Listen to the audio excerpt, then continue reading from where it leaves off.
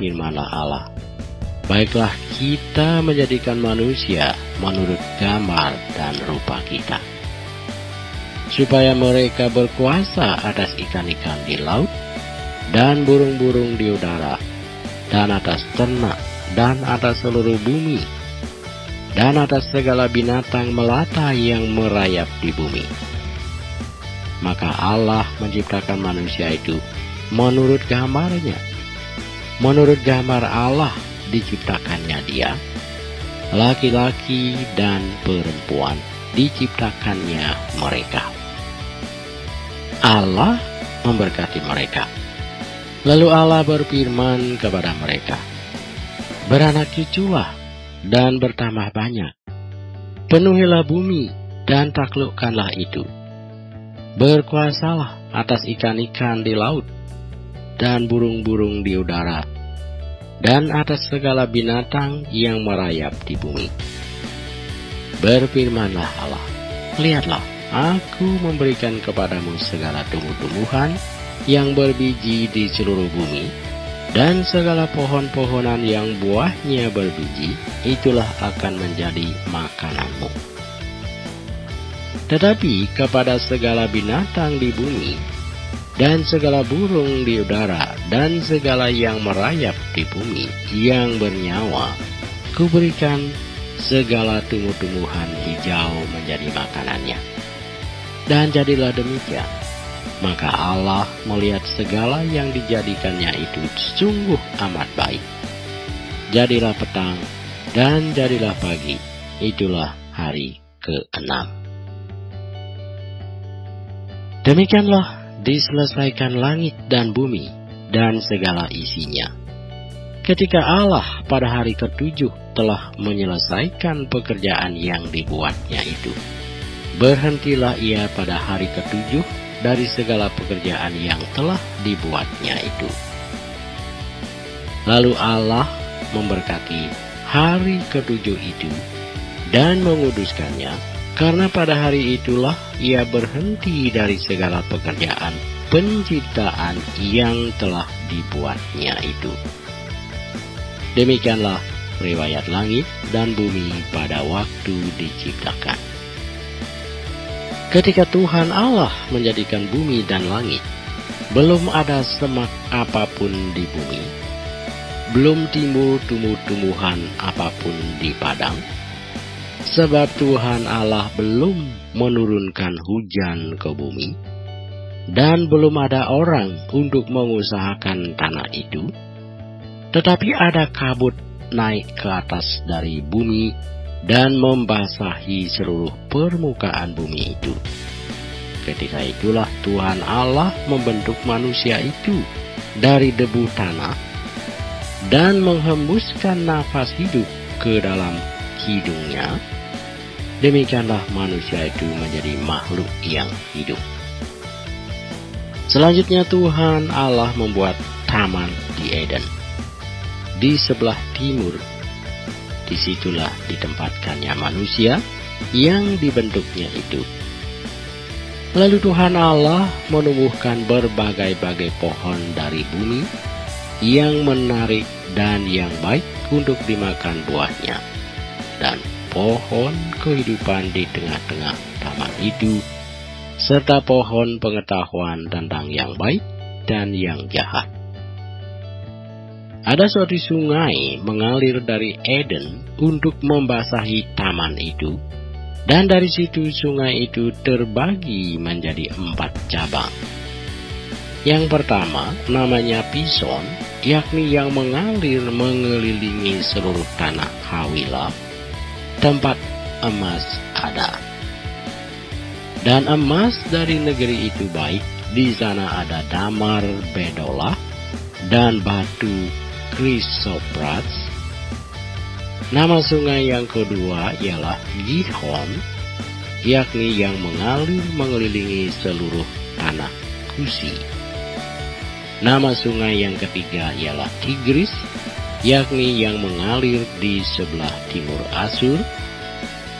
Dan sungai yang keempat ialah Efrat. Tuhan Allah mengambil manusia itu dan menempatkannya dalam Taman Eden untuk mengusahakan dan memelihara taman itu. Lalu Tuhan Allah memberi perintah ini kepada manusia. Semua pohon dalam taman ini boleh kau makan buahnya dengan bebas. Tetapi pohon pengetahuan tentang yang baik dan yang jahat itu, janganlah kau makan buahnya. Sebab pada hari engkau memakannya, pastilah engkau mati. Tuhan Allah berfirman, tidak baik kalau manusia itu seorang diri saja. Aku akan menjadikan penolong baginya yang sepadan dengan dia. Lalu Tuhan Allah membentuk dari tanah segala binatang hutan dan segala burung di udara. Dibawanyalah semuanya kepada manusia itu untuk melihat bagaimana ia menamainya, dan seperti nama yang diberikan manusia itu kepada tiap-tiap makhluk yang hidup, demikianlah nanti nama makhluk itu.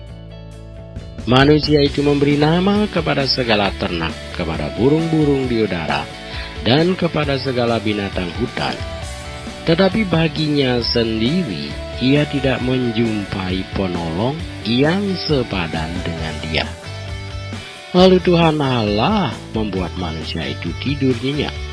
Ketika ia tidur, Tuhan Allah mengambil salah satu rusuk daripadanya, lalu menutup tempat itu dengan daging.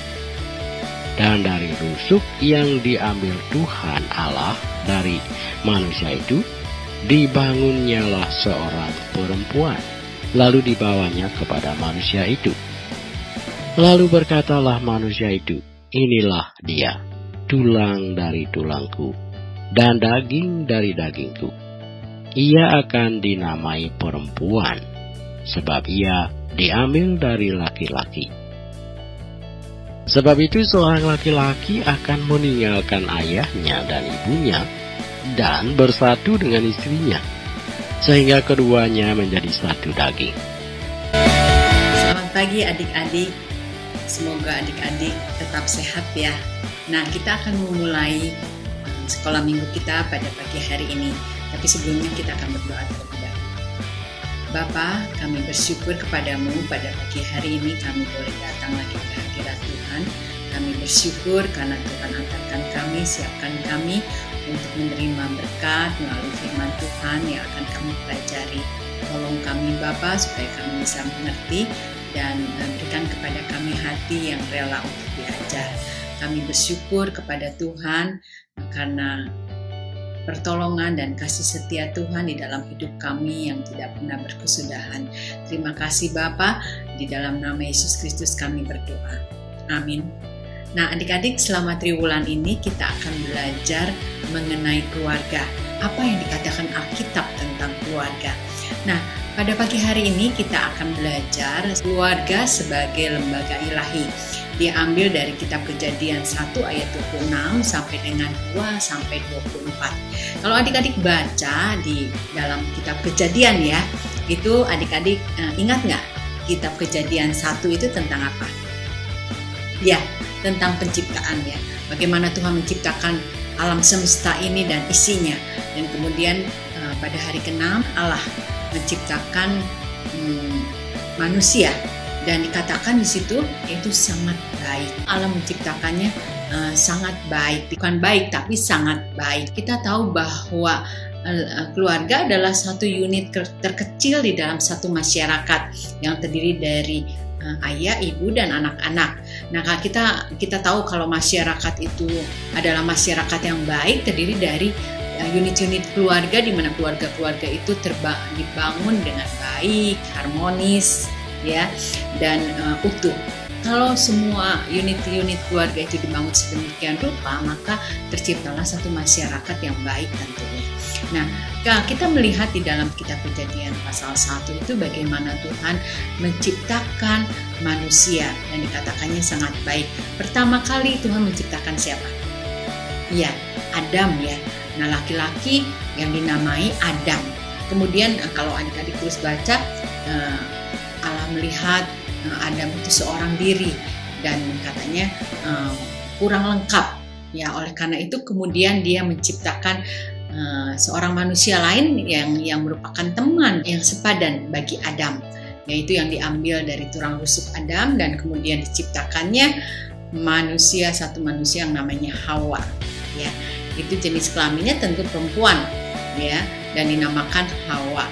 Nah, jadi ada Adam, ada laki dan ada perempuan, ada jenis kelamin laki dan jenis kelamin perempuan.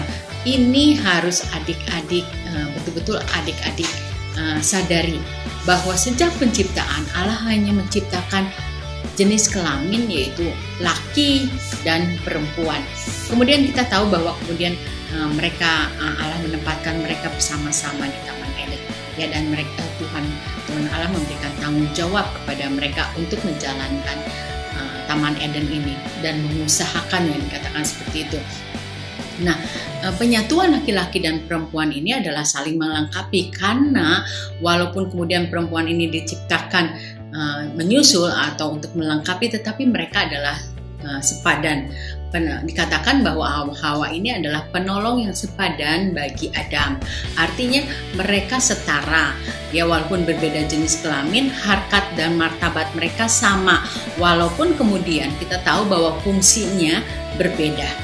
Ya, fungsi perempuan dan fungsi lelaki di dalam satu masyarakat kita tahu itu berbeda.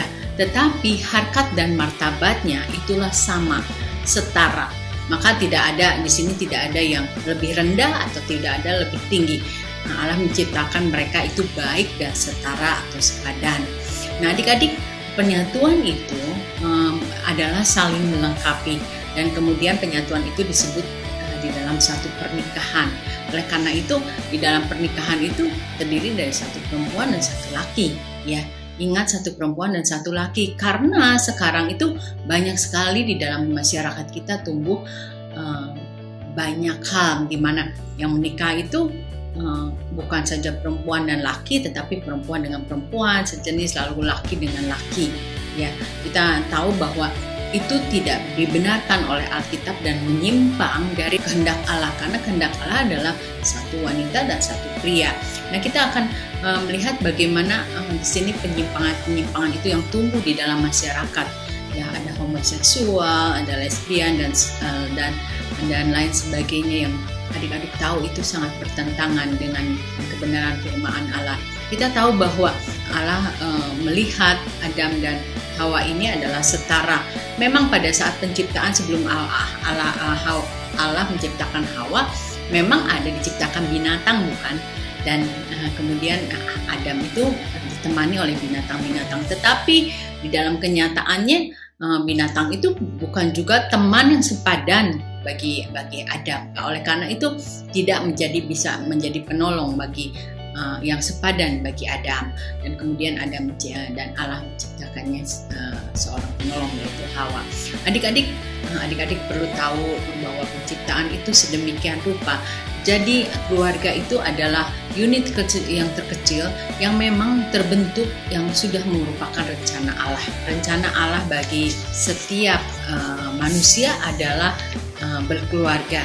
Bagaimana dengan penyimpangan yang terjadi? Tentunya adik-adik harus tahu apa yang Alkitab katakan.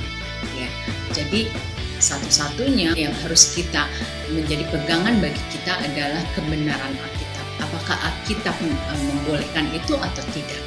Ya, jadi adik-adik tidak perlu repot, adik-adik tidak perlu bingung dengan keadaan masa kini yang mana sudah bertumbuh sedemikian rupa penyimpangan itu. Gampang, lihat Alkitab. Kalau Alkitab membenarkan, itu berarti benar. Tapi kalau Alkitab tidak berbicara seperti itu, berarti itu tidak benar. Nah, adik-adik, kita nanti sebentar akan mendengarkan dari Pastor Alex lebih detail tentang keluarga sebagai kesatuan ilahi ini. Ya, oke, adik-adik dengarkan ya. Shalom Bapak Ibu Saudara-saudari yang sangat dikasihi oleh Tuhan Yesus. Renungan firman Tuhan kali ini adalah dari Kejadian 1 ayat 26 sampai Kejadian 2 ayat 24 yaitu mengenai asal-muasal manusia dan asal-muasal keluarga. Adapun tema yang dipilih adalah keluarga sebagai lembaga ilahi. Kali ini kita hanya akan membicarakan beberapa ayat saja. Untuk nas di mana ayat-ayat yang saya akan bicarakan ini berada, Alkitab terjemahan baru memberi subjudul Manusia dan Taman Eden. Saya akan memulai renungan kita ini dari Kejadian 2 ayat 15, yaitu tentang asal mula keluarga. Ayat 15, Tuhan Allah mengambil manusia itu dan menempatkannya dalam Taman Eden untuk mengusahakan dan memelihara taman itu. Firman Tuhan memberitahukan kepada kita pada awal dari terbentuknya keluarga ini, Tuhan menciptakan manusia pertama, yaitu seorang laki-laki, bukan seorang perempuan, bukan seorang transgender, seorang laki-laki bernama Adam.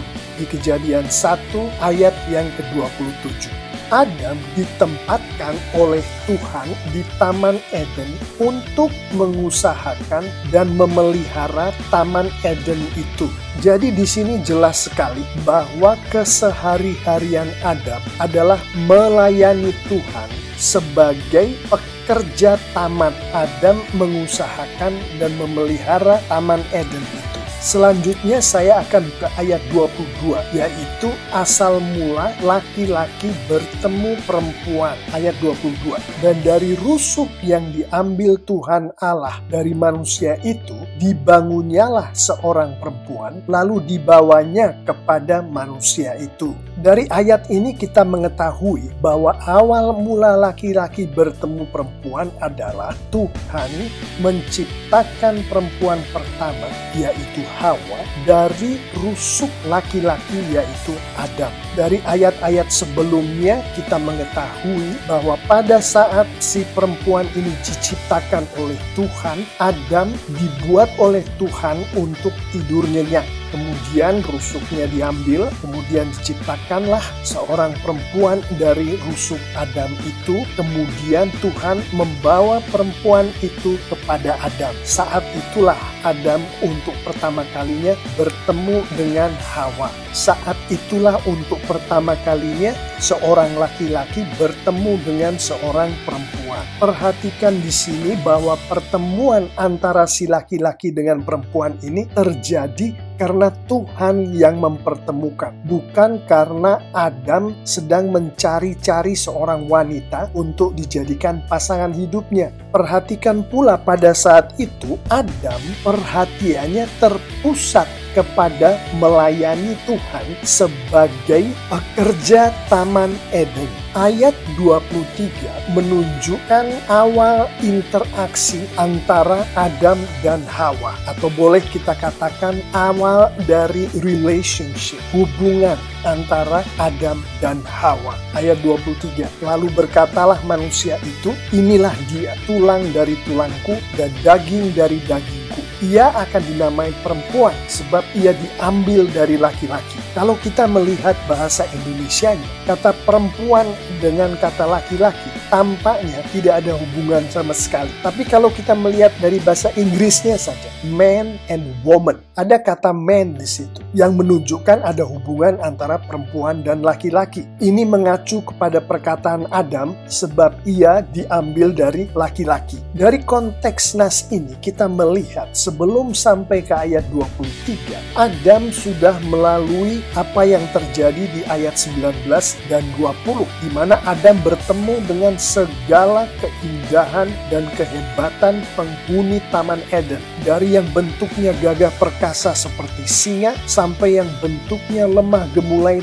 dan halus seperti burung cendrawasih. Namun tidak ada satupun yang membuat Adam jatuh cinta. Kita juga tahu Adam melalui ayat 21 dulu sebelum sampai ke ayat 23, di mana di ayat 21 Adam dibuat oleh Tuhan tertidur nyenyak. Ini seperti orang yang dibius total pada saat akan dilakukan operasi besar terhadap orang itu. Karena yang terjadi pada Adam saat itu boleh dibilang seperti operasi besar. Tulang rusuknya diambil, kemudian ditutup lagi dengan daging. Setelah operasi besar oleh Tuhan di dalam tanda kutip tadi yang menghasilkan Hawa, lalu Tuhan membangunkan Adam. Jadi pada saat itu sebetulnya Adam sama sekali tidak tahu Hawa itu asalnya dari mana, apakah dia diciptakan dari bunga atau burung merpati. Adam sama sekali tidak tahu. Yang dia tahu adalah Hawa berada di depannya, diberkatkan oleh Tuhan kepada dia. Dari perkataan Adam sendiri di ayat 23, kita tahu bahwa Adam langsung jatuh cinta pada Hawa. Bapak, Ibu, saudara-saudari yang sangat dikasihi oleh Tuhan Yesus, Alkitab tidak menunjukkan kepada kita apakah Hawa itu orangnya lemah gemulai atau cantik jelita. Alkitab tidak menyebutkannya kepada kita. Yang kita tahu adalah Adam jatuh cinta pada Hawa. Kalau kita melihat konteks daripada nas ini, kita mengetahui bahwa cinta yang semacam yang dimiliki oleh Adam itu bukan karena penampilan fisik daripada si Hawa, tapi jelas-jelasan ini adalah semacam cinta yang diberkatkan oleh Tuhan kepada Adam. Selanjutnya kita ke ayat 24, yang mana ayat ini kalau kita lihat dengan mendalam kata akan yang ada di ayat ini, kita mengetahui ini adalah fase yang berbeda dari fase sebelumnya. Ini yang saya maksud dengan fase yang berbeda itu. Ayat 24, sebab itu seorang laki-laki akan meninggalkan ayahnya dan ibunya dan bersatu dengan istrinya, sehingga keduanya menjadi satu daging. Kenapa dikatakan asal mula pernikahan antara laki-laki dengan perempuan? Karena sebagaimana disampaikan oleh Tuhan melalui Musa di ayat 23 tadi, pernyataan Adam adalah landasan dari pernyataan Tuhan yang disampaikan melalui Musa di ayat 24, yaitu laki-laki akan meninggalkan ayahnya dan ibunya, akan bersatu dengan istrinya, sehingga keduanya menjadi satu daging. Dengan begitu, di ayat 23 tadi yang adalah pertama kalinya Adam bertemu dengan Hawa, mereka berinteraksi, terjadilah relationship, kemudian disusul dengan pernikahan, yaitu menjadi satunya daging dari Adam dan Hawa. Yang mana di ayat 24 Tuhan dengan jelas-jelas menyebutkan istri di dalam pernikahan. Seperti yang disampaikan di ayat 24 ini, firman Tuhan menunjukkan dua hal yang menarik. Pertama adalah si laki-laki meninggalkan keluarganya. Kedua adalah si laki-laki kemudian bersatu dengan istrinya menjadi satu daging. Dengan telah terbentuknya keluarga sesuai dengan firman Tuhan tadi, maka mari kita sekarang merenungkan mengenai bagaimana sebuah keluarga distrukturkan oleh Tuhan. Kita akan melihat sebentar lagi bahwa di dalam keluarga yang sesuai dengan firman Tuhan, keluarga itu dipimpin oleh seorang imam, yang mana si imam itu adalah laki-laki, si suami. Ayat 16 adalah asal mula fungsi keimaman seorang laki-laki. Ayat 16, lalu Tuhan Allah memberi perintah ini kepada manusia, semua pohon dalam taman ini boleh kau makan buahnya dengan bebas, tetapi pohon pengetahuan tentang yang baik dan yang jahat itu janganlah kau makan buahnya, sebab pada hari engkau memakannya pastilah engkau mati. Di ayat ke-16 dan ke-17 ini, Tuhan jelas-jelasan berfirman kepada Adam, bukan kepada Hawa. Sesuatu yang menyangkut kelangsungan hidup pasangan ini, yaitu Adam dan Hawa, Tuhan berfirmannya kepada Adam. Mari kita perjelas pernyataan yang barusan saja saya sampaikan. Untuk suatu pernikahan yang Tuhan katakan sendiri, yang membuat dua orang manusia tadi menjadi satu daging, Tuhan menyampaikan kehendaknya melalui si laki-laki. Tuhan menyampaikan kehendaknya juga ke si perempuan itu, tapi melalui si laki-laki. Itulah salah satu fungsi imam. Dari konteks Alkitab, kita mengetahui fungsi imam bukan hanya itu. Fungsi imam termasuk memberitahukan, yang dalam hal ini adalah memberitahukan Hawa akan firman Tuhan tadi, dan juga memuridkan Hawa akan firman Tuhan tadi. Jadi memberitahukan firman Tuhan, memuridkan si Hawa akan firman Tuhan, termasuk di dalam fungsi keimaman dari si Adam, dari si laki-laki ini. Perhatikan pula dari ayat-ayat ini, fungsi keimaman seorang laki-laki terhadap seorang perempuan yang Tuhan sudah bawakan kedua orang itu untuk bersama-sama, dimulai sejak si laki-laki dan perempuan itu mempunyai relationship. Artinya dimulai sebelum mereka menikah. Lihat di sini, firman Tuhan itu diberikan ke Adam di ayat 16 dan 17. Mereka belum menikah di ayat 16 dan 17 itu. Bahkan Hawa belum ada di ayat 16 dan 17 itu. Barulah di ayat ke-24 ada pernikahan di situ. Selanjutnya saya mau kita semua melihat ke Kejadian 3 ayat 1, 2, dan 3 untuk menutup renungan kita keluarga sebagai lembaga ilahi ini. Ketiga ayat ini adalah awal daripada manusia jatuh ke dalam dosa. Ayat 1, ular itu berkata kepada perempuan itu, tentulah Allah berfirman, semua pohon dalam taman ini jangan kamu makan buahnya, bukan? Lalu sahut perempuan itu kepada ular itu, buah pohon-pohonan dalam taman ini boleh kami makan, tetapi tentang buah pohon yang ada di tengah-tengah taman, Allah berfirman, jangan kamu makan ataupun raba buah itu, nanti kamu mati. Kita mengetahui benar bahwa setelah pembicaraan ini, manusia kemudian jatuh ke dalam dosa. Ayat-ayat ini menunjukkan kepada kita keimaman yang lemah dari seorang laki-laki, mengacaukan struktur keluarga, membuat anggota keluarga yang dalam hal ini adalah si istri menjadi kacau, menjadi bingung. Dan dari nas ini kita mengetahui akibat dari kekacauan itu adalah fatal bagi keluarga termaksud. Bahkan bukan hanya bagi keluarga itu, tapi bagi seluruh umat manusia di dalam hal ini. Dari konteks renungan firman Tuhan kali ini, kita melihat keimaman yang lemah dapat menyebabkan seorang istri mengambil alih fungsi keimaman dari seorang suami. Dari ayat 1, 2, dan 3 kita melihat sendiri si istri di sini berbuat seakan-akan Tuhan berbicara kepada dia, kepada si istri. Padahal bukan begitu.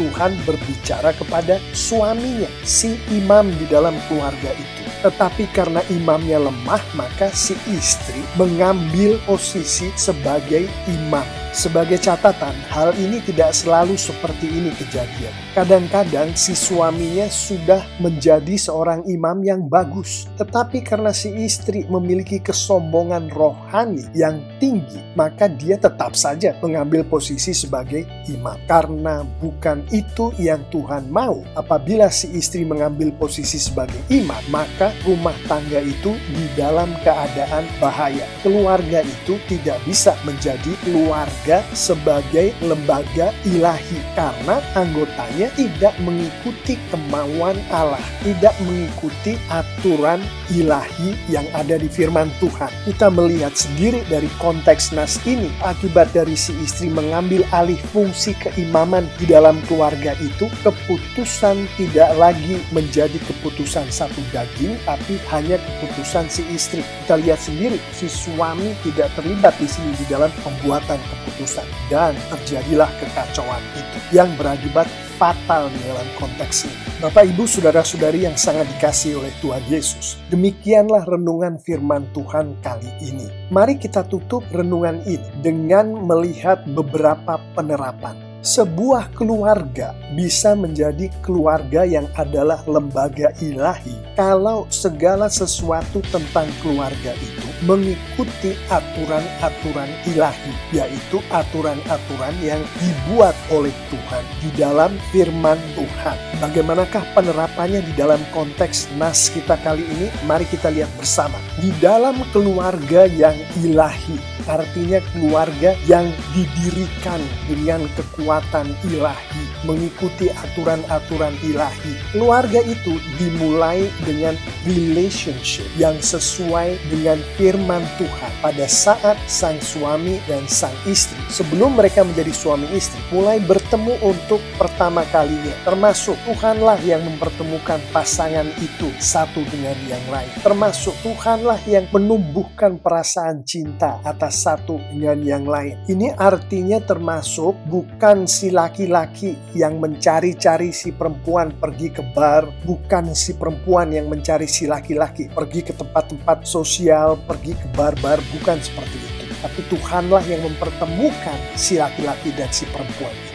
Termasuk juga perasaan cinta yang tumbuh antara kedua orang itu. Bukan karena hal-hal yang sifatnya fisik, bukan karena hal-hal yang sifatnya duniawi, harta benda, kekayaan, kecantikan, kepandaian, dan lain sebagainya. Tapi karena Tuhanlah yang menumbuhkan perasaan cinta atas satu dengan yang lain. Firman Tuhan juga mengatur fungsi keimaman, fungsi kepemimpinan di dalam keluarga yang ilahi dilakukan oleh si laki-laki, dan itu dilakukan sejak saat relationship terjadi. Bagi keluarga yang ilahi, setelah relationship itu diangkat oleh Tuhan ke tingkat selanjutnya, yaitu menjadi pernikahan, maka pernikahan itu juga terjadi berlandaskan firman Tuhan. Harus ada saling jujur dan terbuka satu sama lain di dalam pernikahan itu. Fungsi keimaman harus ditegakkan dengan baik, bukan hanya si suami sekedar memberitahu mengenai firman Tuhan,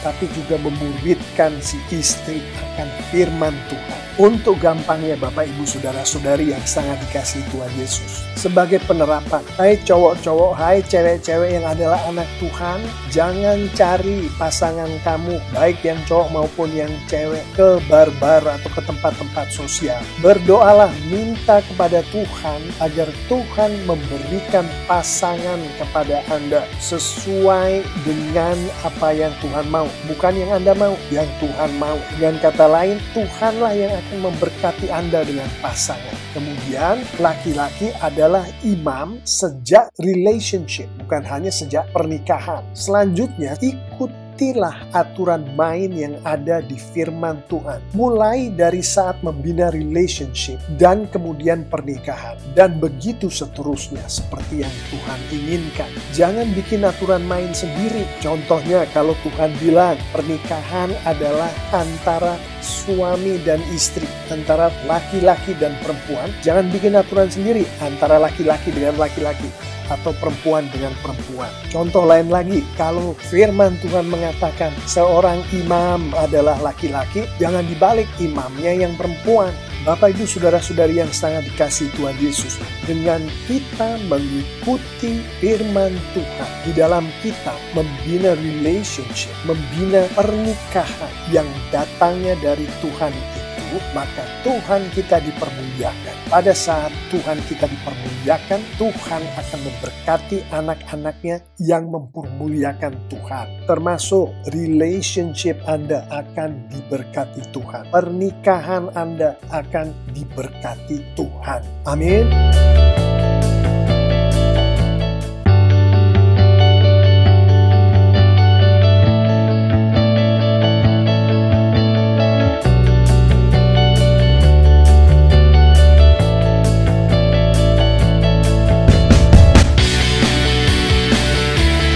Adik-adik, sudah lebih jelas bukan? Nah, ayat hafalan dari pelajaran pada pagi hari ini yaitu dari Kejadian 1 ayat 27.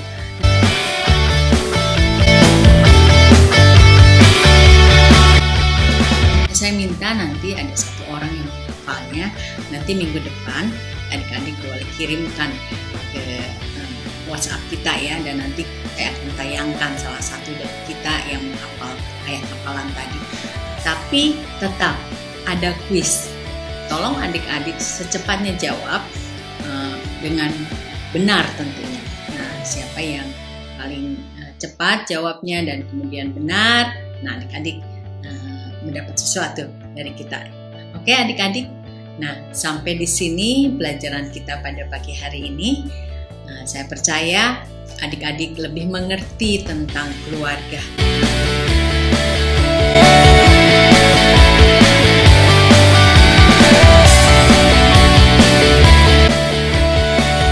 Jangan lupa adik-adik, sepanjang minggu ini adik-adik tetap belajar dengan baik, lalu memakai masker, lalu cuci tangan, menjaga jarak, dan tidak berkerumun.